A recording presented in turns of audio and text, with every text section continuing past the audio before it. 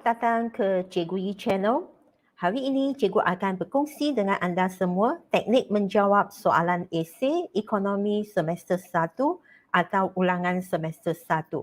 Dan tajuk kita hari ini adalah permintaan, penawaran dan juga keseimbangan pasaran. Marilah kita meninjau beberapa soalan esei hari ini dan cuba menguasai teknik menjawabnya. Kita mula dengan soalan 1. Berdasarkan soalan 1, soalannya adalah berbunyi demikian. Dengan menggunakan raja yang sesuai, huraikan kesan terhadap keseimbangan pasaran daging ayam dalam keadaan berikut. A. Kempen dijalankan oleh Persatuan Pengguna bahawa pengambilan daging ayam yang berlebihan akan menimbulkan masalah kesihatan. Soalan ini diperuntukkan sebanyak 5 markah. Bagi soalan B, wujud penemuan baru dalam teknologi pemeliharaan bakar ayam yang dapat meningkatkan daya pengeluaran di industri ayam. Soalan ini juga memperuntukkan 5 markah. Jadi dalam soalan 1, jumlah markah adalah 10. Marilah kita lihat bagaimana kita boleh dapat markah untuk soalan ini. Mula-mula sekali, kita perhatikan soalan A. Kempen dijalankan oleh Persatuan Pengguna bahawa pengambilan daging ayam yang berlebihan akan menimbulkan masalah kesihatan. Kalau pelajar perhatikan kajian kes ini, didapati bahawa kempen yang dijalankan oleh Persatuan Pengguna ini sebenarnya adalah bertujuan untuk mengurangkan pengambilan daging ayam. Kerana kempen ini menyatakan bahawa pengambilan daging ayam yang berlebihan itu akan menimbulkan masalah kesihatan. Jadi kempen ini sebenarnya ingin menurunkan ataupun mengurangkan penggunaan atau pengambilan daging ayam.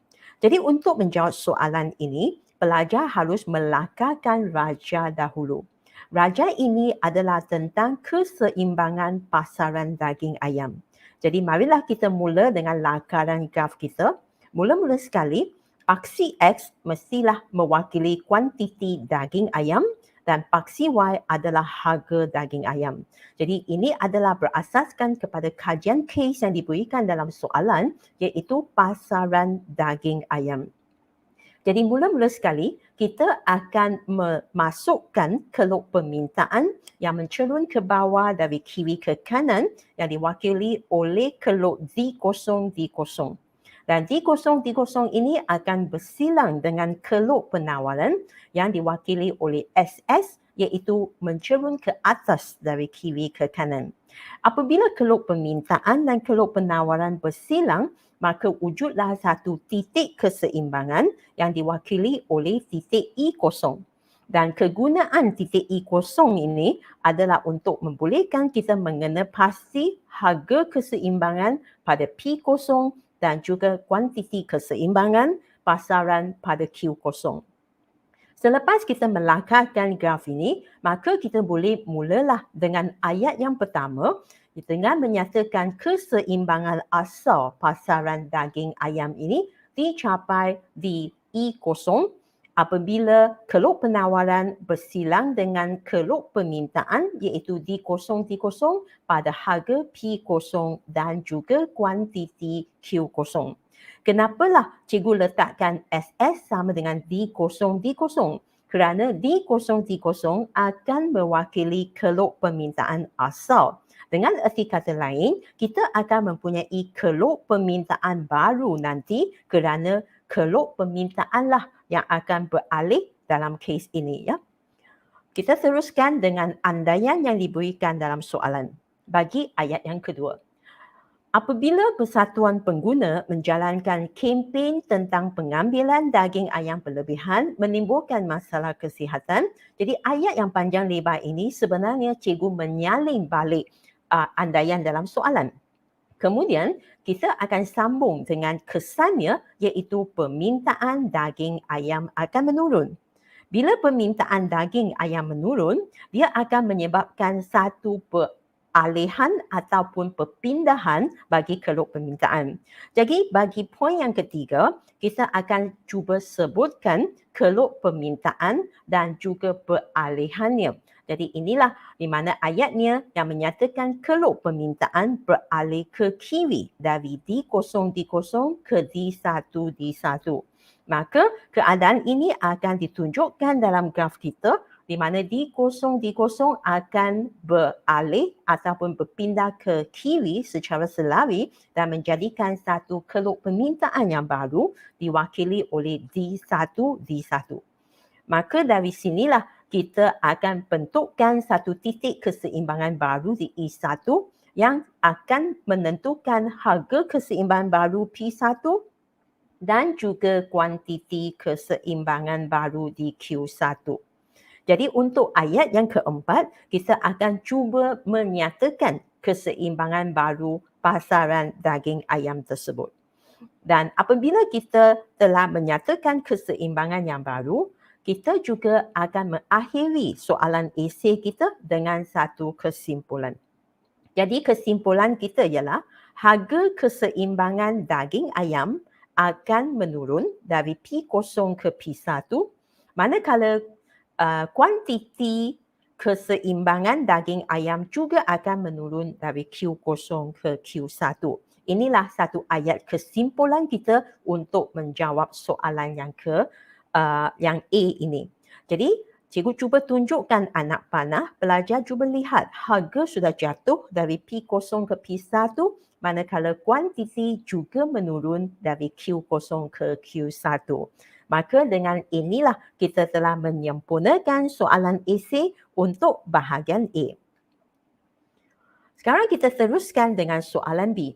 Bagi soalan B, wujud penemuan baru dalam teknologi pemeliharaan bakar ayam yang dapat meningkatkan daya pengeluaran di industri ayam. Jadi kalau pelajar perhatikan andaian ini, bila kita nampak kata kekunci teknologi adalah berkaitan dengan pengeluaran ataupun penawaran. Dia tidak akan memberikan kesan kepada permintaan. Maka dengan kefahaman ini, marilah kita lakarkan graf kita dahulu kerana kita perlu menggunakan raja yang menunjukkan keseimbangan pasaran daging ayam untuk menerangkan jawapan kita. Jadi paksi X adalah kuantiti daging ayam dan paksi Y adalah harga daging ayam.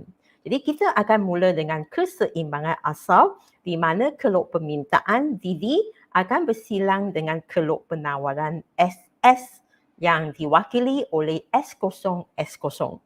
Jadi kenapalah DD tak ada kosong tetapi SS ada S0. Ini adalah kerana dalam kes ini keluk yang akan dialihkan ataupun dipindahkan akan menjadi keluk penawaran.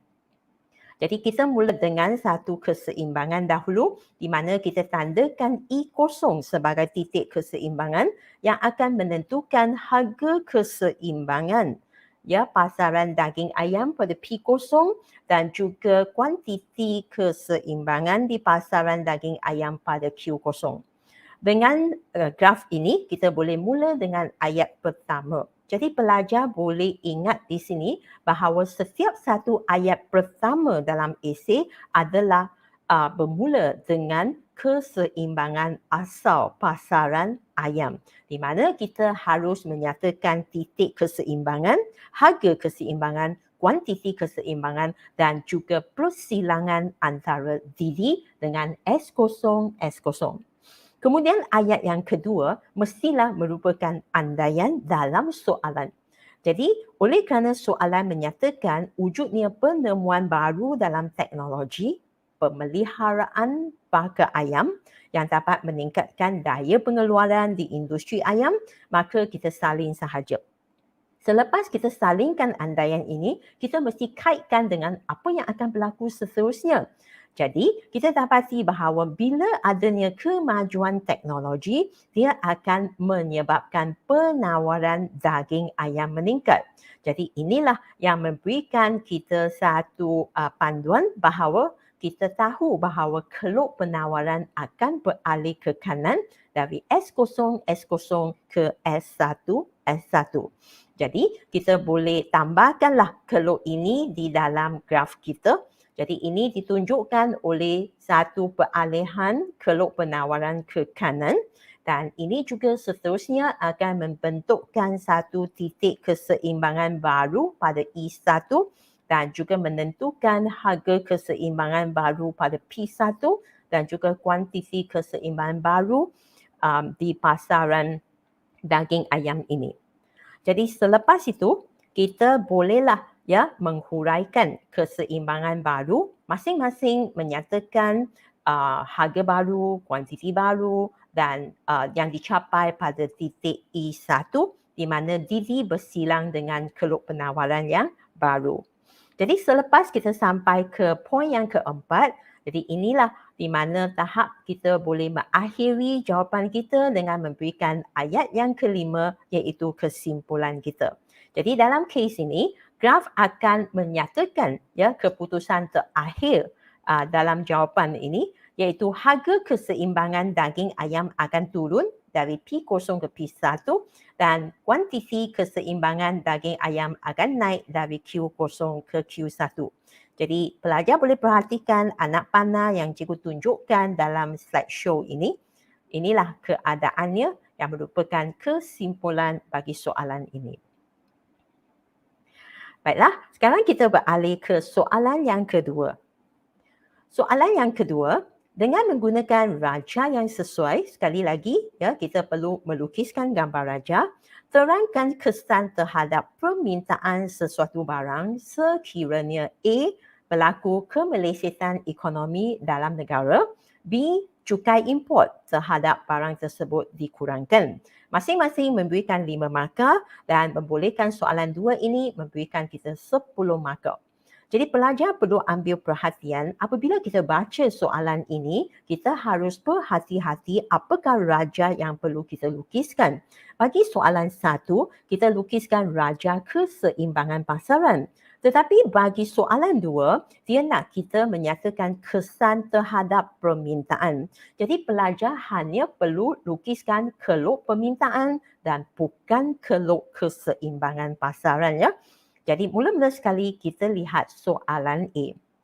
Bagi soalan A, diandaikan bahawa berlakunya kemelesitan ekonomi dalam negara. Jadi sebenarnya apakah kemelesitan ekonomi? Apakah maksudnya? Kemelesitan ekonomi adalah satu keadaan yang kita kenalinya sebagai deflasi di mana wujudnya masalah pengangguran dalam sesebuah pasaran.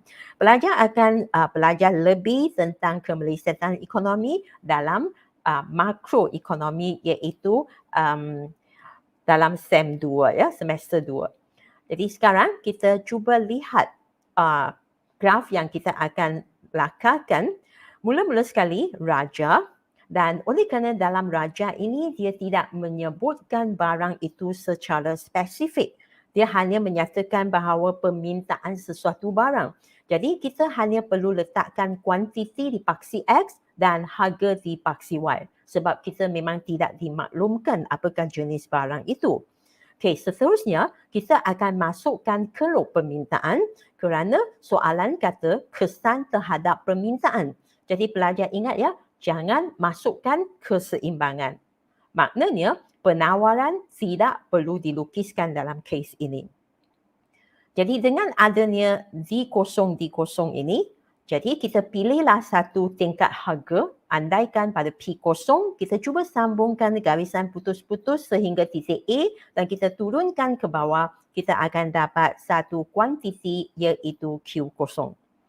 Jadi kita boleh mula dengan ayat pertama, keluk permintaan asal adalah D0 pada harga P0, kuantiti diminta adalah Q0. Pelajar mesti ingat, jangan guna perkataan keseimbangan. Maksudnya, jangan kata harga keseimbangan P0, kuantiti diminta keseimbangan Q0. Kenapa ya? Kerana dalam graf yang kita lukiskan ini bukan satu graf yang menunjukkan keseimbangan pasaran. Dia hanya menunjukkan satu keluk permintaan sahaja. Baiklah, kita teruskan dengan poin yang kedua. Poin yang kedua adalah andaian yang diberikan dalam soalan ini iaitu berlakunya kemelesetan ekonomi.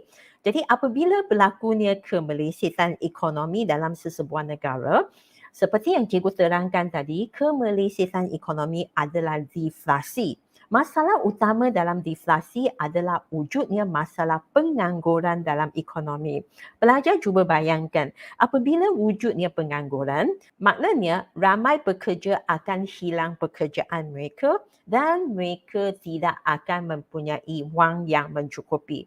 Jadi dalam istilah ekonomi, kita kata kuasa beli pengguna merosot. Ya, jadi bila kuasa beli pengguna merosot, mereka akan mengurangkan permintaan. Jadi inilah yang menyebabkan permintaan akan menurun. Jadi kejatuhan permintaan ini akan menyebabkan keluk permintaan ini beralih ke kiri dari D0 ke D1. Cuba kita perhatikan graf kita. Kita akan masukkan satu keluk permintaan baru yang kita label sebagai D1 yang selari dengan D0 dan dia adalah di sebelah kiri ya, D0. Jadi kita teruskan dengan poin keempat. Dalam poin keempat kita harus menyatakan bahawa pada harga P0 yang sama, kenapa harga sama? Kerana peralihan keluk permintaan ini bukan disebabkan oleh harganya sendiri, tetapi disebabkan oleh faktor-faktor lain selain daripada perubahan harga barang itu sendiri. Dalam kes ini adalah kerana faktor kemelesetan ekonomi dalam negara. Jadi oleh sebab itu harga masih sama tetapi kuantiti permintaan adalah pada Q1. Jadi pelajar cuba perhatikan cikgu menggunakan perkataan kuantiti permintaan dan bukan kuantiti diminta. Kenapa? Kerana kalau cikgu guna kuantiti diminta, ia akan merujuk kepada perubahan harga barang itu sendiri. Apabila harga barang itu tidak berubah, tetapi kerana faktor-faktor lain yang berubah, contohnya kemelesetan ekonomi dalam negara, dalam konteks ini, kita harus gunakan perkataan kuantiti permintaan. Okay? Jadi kuantiti permintaan sudah jatuh menjadi Q1. Jadi kesimpulan kita sekarang bagi poin kelima, kemelesetan ekonomi menyebabkan kuantiti permintaan menurun. Menurun sebanyak berapa? Dari Q0 ke Q1. Walau bagaimanapun, ini berlaku pada tingkat harga yang sama, iaitu pada P0. Jadi cikgu cuba menunjukkan anak panah itu adalah dari Q0 ke Q1. Pada masa yang sama, pelajar juga boleh melihat bahawa wujudnya satu peralihan dari titik A ke titik B. Ya. Ini juga menunjukkan satu kejatuhan keluk permintaan. Jadi di sinilah 5 fakta yang diberikan dengan satu raja. Ya. Jadi pelajar boleh melihat jawapan ini dengan lebih terperinci dan bagaimana markah ini dapat diperoleh. Seterusnya kita lihat soalan B. Soalan B, andaiannya ialah cukai import terhadap barang tersebut dikurangkan. Biasanya apabila kita melihat perkataan cukai, kita akan kaitkan dengan penawaran. Kerana apabila wujudnya perubahan cukai, perubahan subsidi, dia akan mengubahkan keluk penawaran. Tetapi walau bagaimanapun, kita lihat dalam kes ini, soalan telah menyatakan bahawa dia nak kesan terhadap permintaan. Jadi adalah satu cabaran kepada pelajar bagaimana kita kaitkan cukai import ni dengan permintaan pula. Marilah kita jawab soalan dengan melakarkan raja dahulu. Jadi dalam raja kita sama dengan tadi, kita akan masukkan kuantiti sebagai paksi X dan harga sebagai paksi Y. Ya, dan oleh kerana tiada barang spesifik diberikan dalam soalan ini, maka adalah memadai untuk memasukkan kuantiti dan harga sahaja. Mula-mula sekali kita akan lakarkan keluk permintaan asal yang mencerun ke bawah dari kiri ke kanan untuk memenuhi kehendak soalan iaitu kesan terhadap permintaan. Jadi keluk permintaan ditunjukkan. Apabila kita menunjukkan keluk permintaan, kita akan memilih satu titik, ya, iaitu pada harga tertentu pada P0, kuantiti yang diminta adalah sebanyak Q0. Ini juga merupakan ayat pertama dalam esei kita, ya. Keluk permintaan asal adalah D0 pada harga P0, kuantiti diminta adalah sebanyak Q0. Jadi satu lagi pengingatan mesra kepada pelajar-pelajar semua, jangan masukkan perkataan keseimbangan dalam kes ini, ya.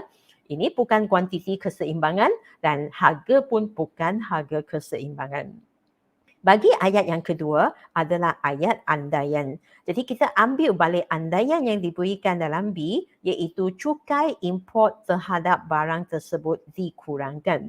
Di sinilah satu cabaran untuk menguji kefahaman pelajar tentang konsep ekonomi.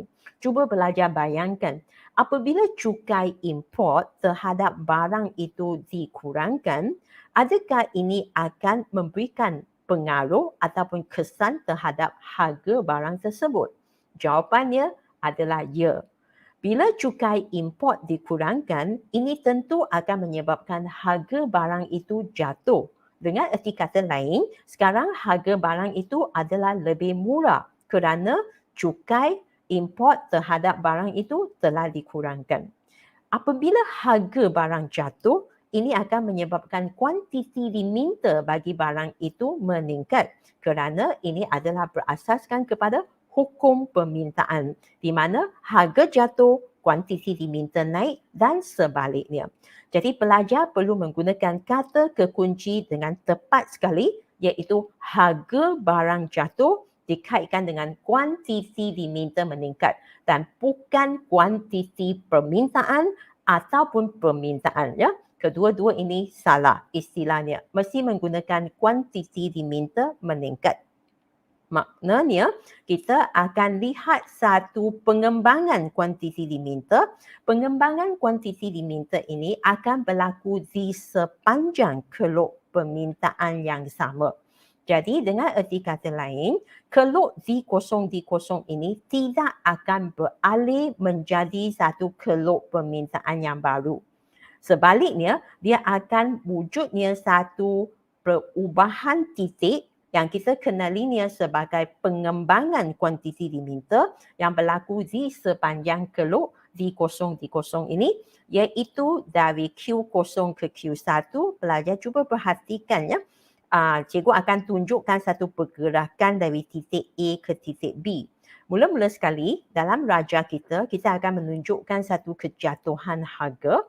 Jadi kalau pelajar masih tak faham kenapa harga jatuh, ya, harga jatuh ini kerana cukai import telah dikurangkan. Cukai import jatuh, harga barang ini menjadi lebih murah. Bila adanya kejatuhan harga, kita dapati bahawa wujudlah satu kenaikan kuantiti diminta dari Q0 ke Q1. Dan kita dapati bahawa kenaikan kuantiti ini adalah berlaku di sepanjang keluk permintaan yang sama yang ditunjukkan oleh satu konsep yang kita kenali sebagai pengembangan kuantiti diminta dan dia ditunjukkan oleh satu pergerakan dari titik A ke B. Ya. Jadi kesimpulan kita pada poin keempat ialah pada harga baru P1, kita dapati kuantiti yang diminta baru adalah pada Q1.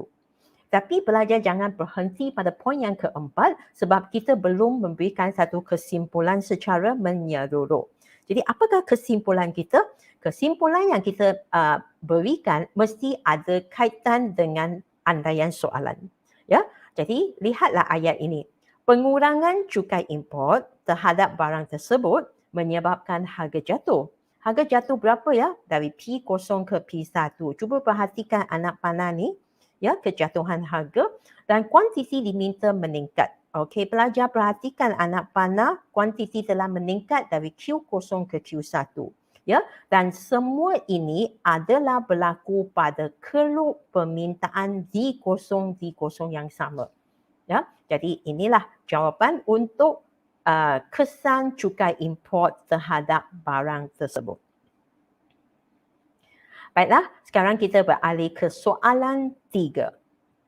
Bagi soalan 3, Bagaimanakah perkara berikut dapat mempengaruhi harga keseimbangan dan kuantiti keseimbangan barang X di pasaran? A. Kenaikan tingkat upah pekerja yang menghasilkan barang X. B. Kenaikan duty import atas barang pengganti barang X. Dan C. Kenaikan cukai atas barang X. Nampaknya soalan 3 ini menguji banyak konsep ekonomi ya. Mula-mula sekali kita tahu bahawa kita akan melakarkan satu graf ya dengan menunjukkan keseimbangan. Dan dalam graf keseimbangan ini kita harus melihat beberapa kata kekunci yang akan mengalihkan kelok mungkin permintaan ataupun kelok penawaran. Antaranya ialah A. upah, B. duty import bagi barang pengganti dan C adalah cukai ke atas barang tersebut. Marilah kita melihat setiap satu kes ini. Kita mula dengan kes pertama. Kenaikan tingkat upah pekerja yang menghasilkan barang X.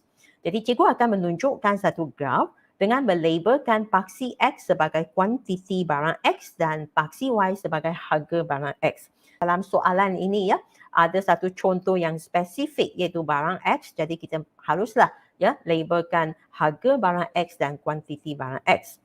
Dan seperti yang soalan sebelumnya, kita akan masukkan kelok permintaan dan kelok penawaran dan bersilang pada titik E0 dengan harga keseimbangan P0 dan juga kuantiti keseimbangan Q0. Ya, jadi dalam raja yang kita lukis ini adalah tentang keseimbangan pasaran kerana soalan jelas menyatakan bahawa dia nak harga keseimbangan dan kuantiti keseimbangan.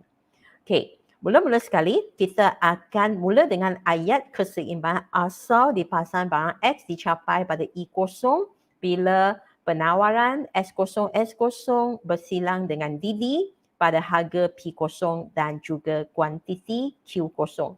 Jadi harga P0 adalah harga keseimbangan asal dan kuantiti Q0 adalah kuantiti keseimbangan asal.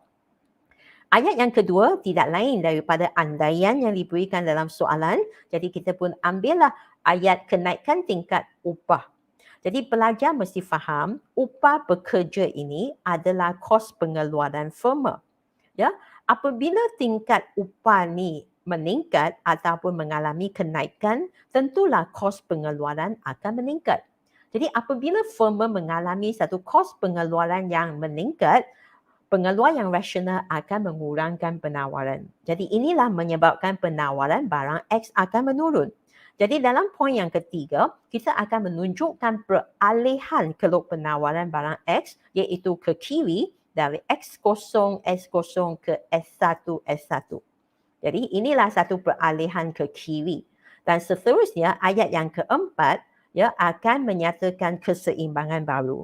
Jadi dalam keseimbangan baru ini dia akan ditunjukkan oleh titik E1 di mana ia menentukan harga keseimbangan baru pada P1 dan juga kuantiti keseimbangan baru sebanyak Q1 untuk barang X.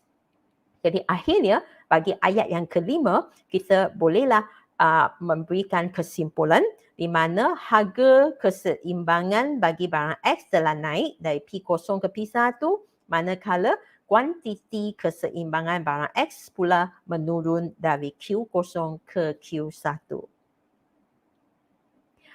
Baiklah, kita pergi ke soalan B tentang kenaikan duty import ke atas barang pengganti bagi barang X. Okey, ada dua kata kekunci pelajar mesti memahami dengan mendalam. Yang kata kekunci pertama ialah duty import merupakan cukai import.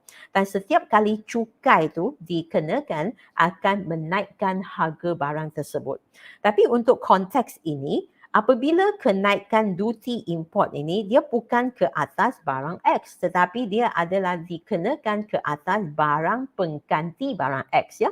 Jadi apakah kesannya terhadap barang X pula? Jadi marilah kita lihat. Mula-mula sekali kita akan lakarkan graf dengan kuantiti barang X dipaksi X dan harga barang X dipaksi Y.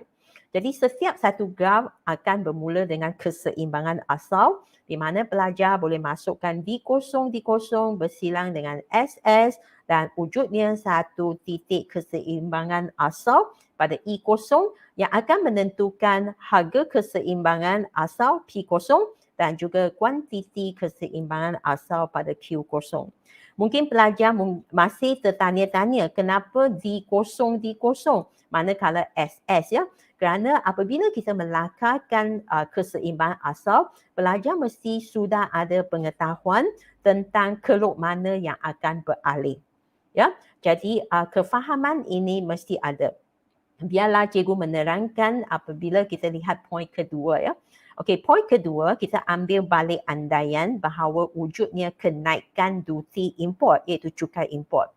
Apabila wujudnya kenaikan duty import ke atas barang pengganti bagi barang X, ya pelajar mesti ingat cukai import bukan dikenakan ke atas barang X tetapi dikenakan ke atas barang pengganti barang X. Jadi ini akan menyebabkan harga barang pengganti bagi barang X tu adalah relatif lebih mahal kalau berbanding dengan harga barang X. Ya. Jadi pengguna yang rasional, kita akan menggantikan barang pengganti tadi dengan barang X. Maksudnya, kalau ada pengguna sebelum ini membeli barang pengganti barang X, sekarang mereka tak akan beli lagi barang pengganti barang X, sebaliknya mereka akan beli barang X kerana barang X nampaknya lebih murah. Ya, kerana wujudnya satu kenaikan cukai bagi barang pengganti barang X tu. Jadi apabila ini berlaku, kita dapati permintaan barang X akan meningkat. Jadi dia akan ditunjukkan dengan ayat yang ketiga di mana kita akan menyatakan keluk permintaan barang X beralih ke kanan. Jadi evidence atau buktinya ialah D0 akan beralih ke kanan menjadi D1. Jadi dengan automatiknya kita akan dapat ayat yang keempat iaitu kita menentukan keseimbangan baru pada titik E1 di mana keluk permintaan D1 ini bersilang dengan keluk penawaran SS. Ya, dan inilah harga keseimbangan baru pada P1 dan Q1 adalah kuantiti keseimbangan baru bagi pasaran barang X. Jadi akhirnya bagi ayat yang kelima, kita akan memberikan kesimpulan. Dan pelajar jangan risau tentang kesimpulan tu kerana graf akan memberikan kita jawapannya. Sekiranya kita lakarkan graf dengan betul, graf akan menunjukkan bahawa wujudlah kenaikan harga keseimbangan dari P0 ke P1 dan juga kenaikan kuantiti keseimbangan dari Q0 ke Q1. Sekarang kita beralih ke soalan 4. Bagi soalan 4, kita cuba perhatikan soalan yang pelbagai ini supaya pelajar menguasai teknik menjawab. Ya. Dengan menggunakan raja yang sesuai, terangkan perkara berikut. A. Kesan pertambahan penduduk terhadap keseimbangan pasaran kereta. B. Kesan kejatuhan harga Milo terhadap keseimbangan pasaran Ovaltine. Dan C. Kesan penggunaan teknologi baru dalam pengeluaran tekstil terhadap keseimbangan pasaran tekstil. Jadi di sini, walaupun dia dalam soalan yang sama, tetapi dia telah menunjukkan 3 kajian kes yang berbeza. Ya. Yang pertama adalah keseimbangan kereta, kedua adalah pasaran Ovaltine dan yang ketiga adalah pasaran tekstil. Jadi marilah kita lihat soalan A. Bagi soalan A, andaian ataupun pemboleh ubah yang kita perlu ambil perhatian adalah pertambahan penduduk. Sebenarnya soalan ini sangat berterus terang kerana kita tahu bahawa bila wujudnya pertambahan penduduk akan memberikan kesan kepada permintaan. Jadi peralihan di sini adalah permintaan. Dan oleh kerana dia telah mempunyai satu kata kekunci keseimbangan pasaran kereta, maka ini telah memberikan kita satu panduan bahawa graf yang kita lukiskan ataupun raja yang kita lukiskan itu sepatutnya adalah satu keseimbangan pasaran.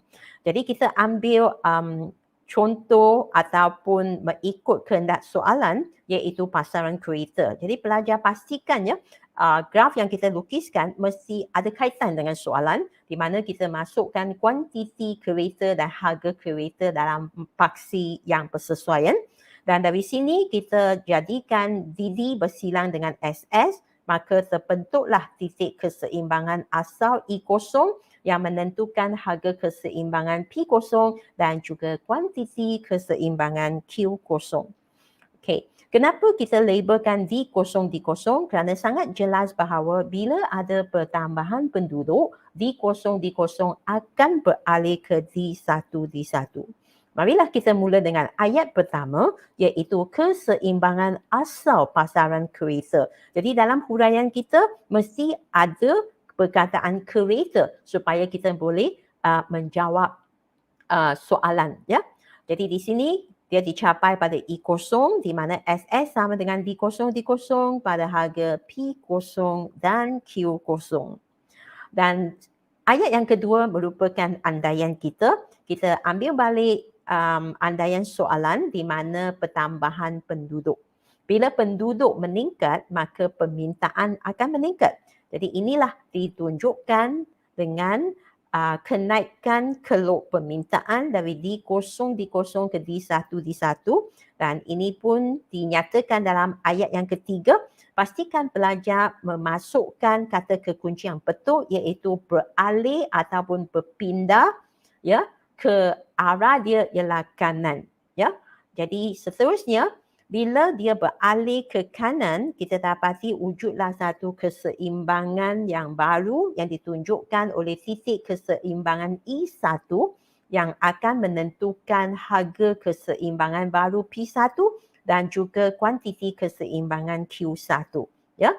Dan ini dicapai apabila D1 bersilang dengan SS yang asal itu. Jadi dengan ini kita bolehlah mengakhiri soalan AC kita dengan kesimpulan. Jadi kesimpulan kita ialah kita dapati harga keseimbangan kereta telah naik dari P0 ke P1 dan pada masa yang sama kuantiti keseimbangan kereta juga naik dari Q0 ke Q1. Baiklah, kita teruskan dengan soalan yang B, iaitu kesan kejatuhan harga Milo terhadap keseimbangan pasaran Ovaltine. Milo dengan Ovaltine kedua-dua adalah minuman dan mereka merupakan barang pengganti ya. Jadi bila kita lakarkan graf, walaupun ada perkataan Milo dan Ovaltine, pelajar jangan keliru di mana kita harus lakarkan graf keseimbangan pasaran Ovaltine dan bukan Milo. Itulah sebabnya kita ada kuantiti Ovaltine di paksi X dan juga harga Ovaltine di paksi Y. Jadi mula-mula sekali kita masukkan keluk permintaan bersilang dengan keluk penawaran kerana soalan menghendaki keseimbangan pasaran. Jadi mesti ada keluk DD dan keluk SS bersilang pada titik E0 menentukan harga asal iaitu harga keseimbangan P0 dan juga kuantiti keseimbangan asal di Q0. Ini berlaku apabila SS sama dengan D0. Jadi kenapalah kita tahu DD yang akan beralih ataupun berpindah ya? Kerana kalau pelajar perhatikan Milo dengan Ovaltine adalah barang pengganti dan barang pengganti atau dalam kes yang lain mungkin dia akan tanya barang penggenap juga. Jadi tak kira dia barang pengganti ataupun barang penggenap, dia adalah faktor penentu permintaan. Ya. Jadi dengan adanya clue ini, kita cuba lihat andaian pada ayat kedua dan kaitkan dengan kefahaman konsep ekonomi kita ya. Apabila wujud kejatuhan harga Milo, pengguna Ovaltine akan menggantikan Ovaltine dengan Milo yang relatif lebih murah. Okey, marilah kita cuba fahamkan ayat ini. Sekarang kita dapati harga Milo telah menjadi lebih murah kerana kejatuhan harga Milo. Ini menyebabkan pengguna yang sebelum ini yang sudah minum Ovaltine, sekarang mereka tak minum Ovaltine, mereka ganti dengan Milo kerana dua barang ini ialah barang pengganti. Jadi, dengan erti kata lain, sekarang permintaan Milo telah naik kerana Milo relatif lebih murah. Tapi pelajar jangan lupa ya, graf yang kita lukis ini adalah Ovaltine, bukan Milo. Jadi pelajar mesti kaitkan bahawa bila kita meminta lebih Milo, permintaan terhadap Ovaltine akan berkurangan. Jadi dalam graf ini, kita seharusnya menunjukkan satu keluk permintaan Ovaltine yang beralih ke kiri menjadi D1, D1. Ya, jadi apabila keluk permintaan beralih ke kiri, wujudlah satu titik keseimbangan baru I1 yang akan menentukan harga keseimbangan baru P1 dan kuantiti keseimbangan baru Q1. Ini berlaku apabila keluk penawaran sama dengan keluk permintaan yang baru, iaitu D1, D1. Jadi akhirnya kesimpulan yang kita boleh dapat dari kes ini adalah harga keseimbangan Ovaltine telah menurun dari P0 ke P1 dan juga kuantiti keseimbangan Ovaltine turut menurun dari Q0 ke Q1. Jadi inilah kesimpulan kita. Bagi soalan C, kesan penggunaan teknologi baru dalam pengeluaran tekstil terhadap keseimbangan pasaran tekstil. Okey, pelajar mesti tahu bahawa teknologi baru akan meningkatkan penawaran, kan? Teknologi baru juga bermakna teknologi moden ataupun teknologi yang canggih. Jadi dalam kes ini kita akan lakarkan graf keseimbangan juga kerana ada satu kata kekunci keseimbangan pasaran tekstil. Jadi paksi F kuantiti tekstil dan paksi Y adalah harga tekstil. Kita akan mula dengan keseimbangan asal di mana DD bersilang dengan SS pada titik keseimbangan asal I0 yang menentukan harga keseimbangan P0 dan kuantiti keseimbangan Q0. Jadi sangat jelaslah bahawa di sini kita akan ubahkan SS kita kerana kata kekunci kita ialah teknologi baru. Itu sebabnya bila kita lakarkan SS, kita masukkan yang asal ini sebagai S0, S0 dahulu. Jadi ayat yang kedua merupakan andaian kita. Kita akan guna balik ayat yang diberikan dalam soalan dan kita akan sambungkan dengan konsep ekonomi yang pelajar tahu. Okey, mula-mula sekali penggunaan teknologi baru dalam pengeluaran tekstil. Okey, ini memang andaian soalan. Jadi pelajar cuba kaitkan apabila kita menggunakan teknologi yang baru, adakah ini akan meningkatkan produktiviti firma? Jadi bila produktiviti firma meningkat, dengan erti kata lain, kos pengeluaran akan menurun.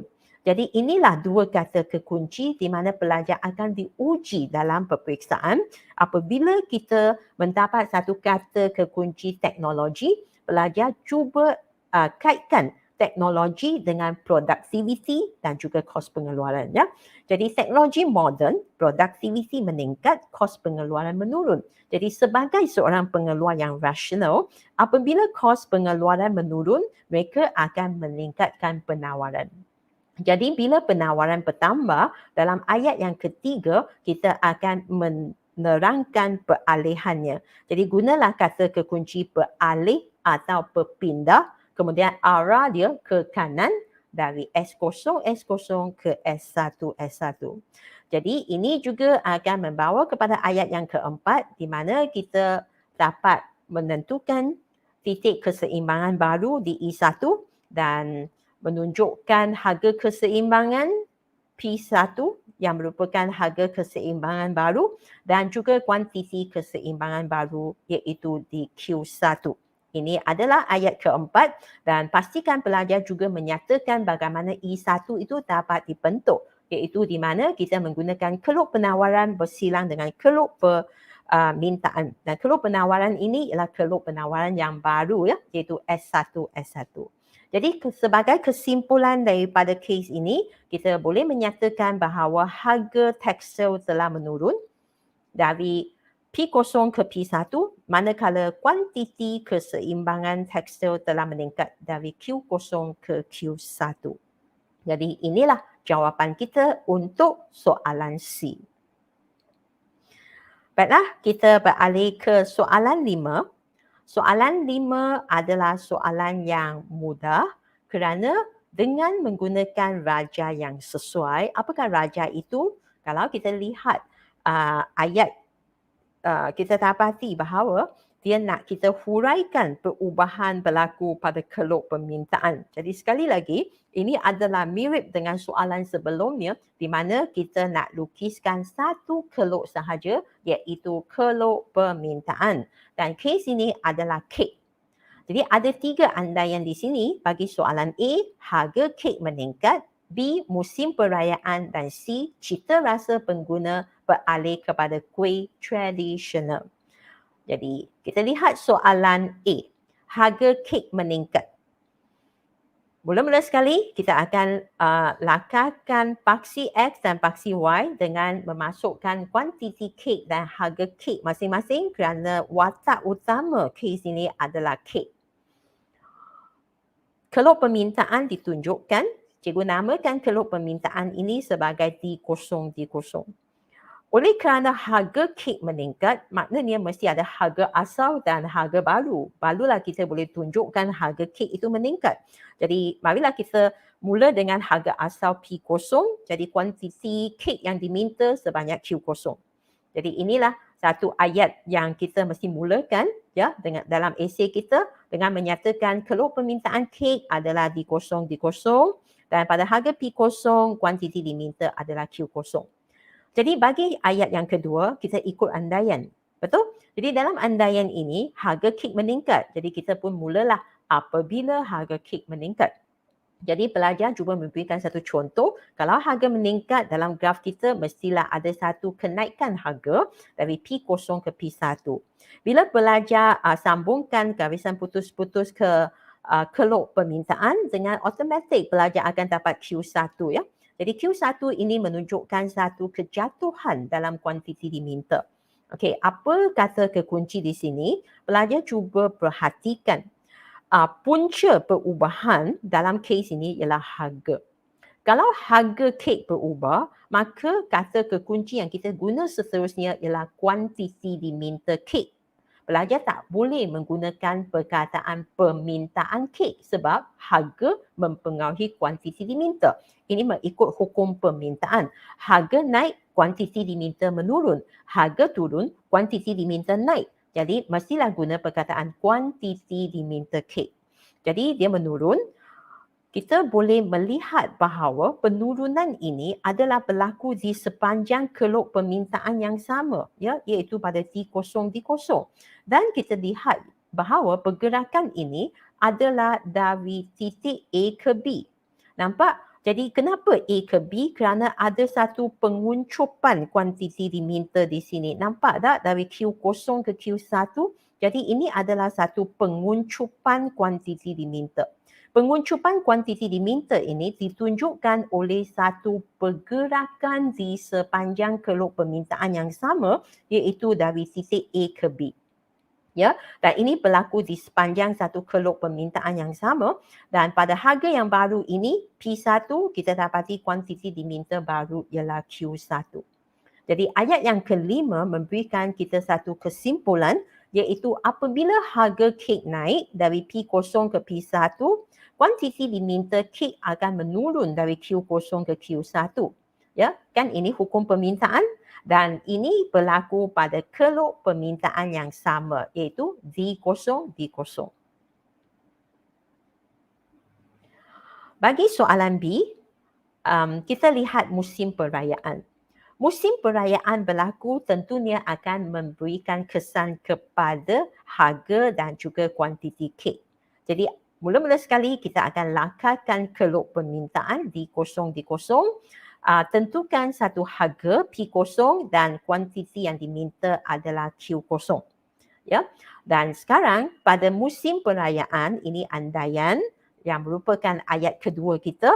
Jadi pada musim perayaan permintaan terhadap kek akan meningkat. Musim perayaan bukan harga kek, dia adalah faktor-faktor lain. Jadi oleh kerana faktor-faktor lain mempengaruhi kek, kita akan guna perkataan permintaan dan bukan lagi kuantiti diminta. Jadi permintaan kek meningkat Apabila permintaan terhadap kek meningkat, dia tidak akan berlaku di sepanjang keluk didi yang sama sebab permintaan, bukan kuantiti diminta. Jadi dengan jelasnya, bagi poin yang ketiga, kita akan menunjukkan satu keluk permintaan yang beralih ataupun berpindah ke kanan, iaitu dari D0 ke D1. Dan pada harga P0 yang sama. Okey, kerana di sini kita mengambil andaian ceteris paribus bahawa permintaan ini berubah disebabkan oleh perubahan faktor-faktor yang lain selain daripada perubahan harga barang itu sendiri. Jadi harga dia tak boleh ubah. Ini adalah kerana pemboleh ubah adalah musim perayaan, bukan harga. Jadi harga tetap pada P0. Itulah sebabnya bila kita menghuraikan ayat yang keempat, kita mesti menyatakan bahawa pada harga P0 yang sama, kuantiti permintaan kek adalah Q1. Ini dia Q1. Kan? Okey. Jadi kuantiti permintaan. Kita dapati bahawa akhirnya kita boleh buat satu kesimpulan iaitu musim perayaan menyebabkan kuantiti permintaan kek meningkat dari Q0 ke Q1. Dan ini berlaku pada tingkat harga kek yang sama iaitu pada P0. Jadi inilah rangka jawapan untuk esei kita soalan 5 bahagian B. Sekarang kita pergi ke bahagian C iaitu cita rasa pengguna beralih kepada kuih tradisional. Okey, pelajar cuba bayangkan kek dan kuih adalah dessert, ya, manisan. Jadi oleh kerana dia adalah manisan ataupun pencuci mulut, jadi kedua-dua ini adalah barang pengganti. Apabila pelajar sudah memahami konsep ini, maka jelaslah kita nampak jawapan itu di mana mula-mula sekali kita akan lakarkan graf di mana kita ada kuantiti kek dipaksi X dan juga harga kek dipaksi Y. Dan kita akan masukkan keluk permintaan asal iaitu D0. Dan di sini kita pilih satu harga iaitu P0 dan kuantiti yang diminta adalah Q0. Ya? Dan ayat yang pertama, kita harus mulakan dengan keluk permintaan kita dan juga kita harus pilihlah harga dan kuantiti yang asal untuk memulakan esei kita. Seterusnya, bagi ayat kedua, kita akan pakai andaian yang diberikan dalam soalan. Jadi dalam andaian ini, kita kata cita rasa pengguna beralih kepada kuih tradisional. Pelajar cuba lihat di sini, daripada andaian beralih kepada kuih tradisional, cerita yang seterusnya mesti pelajar sendiri yang kaitkan dengan konsep ekonomi. Jadi kita kaitkan dengan menyatakan kedua-dua barang ini adalah barang pengganti. Jadi pengguna menggantikan kek dengan kuih tradisional. Maknanya sekarang pengguna dia tidak makan kek tetapi dia makan kuih tradisional kerana cita rasa mereka gemakan kuih tradisional. Jadi oleh kerana cita rasa yang gemakan kuih, kita dapati permintaan kuih tradisional akan naik. Tetapi pelajar jangan lupa, graf yang kita lukis ni bukan kuih tradisional. Graf yang kita lukis ni adalah kek. Jadi pelajar mesti boleh fikirkan bahawa kalau kita minta kuih tradisional, permintaan kuih tradisional naik, maka permintaan kek akan menurun. Sebab pengguna telah gantikan kek dengan kuih. Jadi dalam jawapan kita, kita harus menunjukkan satu keadaan di mana keluk permintaan kek beralih ke kiri. Ya, pelajar jangan salah dengan mengalihkan keluk permintaan ke kanan kerana mungkin pelajar fikirkan kuih tradisional, ya. Sebenarnya tidak. Graf kita menunjukkan kek dan kita pastikan keluk permintaan kek kita adalah beralih ke kiri, ya, yang menjadikannya D1. Jadi akhirnya kita dapati harga yang sama pada P0. Jadi pengingatan kepada pelajar, apabila wujudnya perubahan faktor-faktor lain selain daripada harga barang itu sendiri, maknanya harga P0 ini tidak berubah. Jadi kita mesti tetapkan harga P0 yang sama dan kita boleh lihatlah bahawa kuantiti permintaan sebenarnya sudah jatuh menjadi Q1. Ya. Jadi kesimpulan kita ialah apabila citarasa pengguna beralih kepada kuih tradisional, kuantiti permintaan kek menurun dari Q0 ke Q1, tetapi pada tingkat harga kek yang sama, iaitu pada P0. Ya.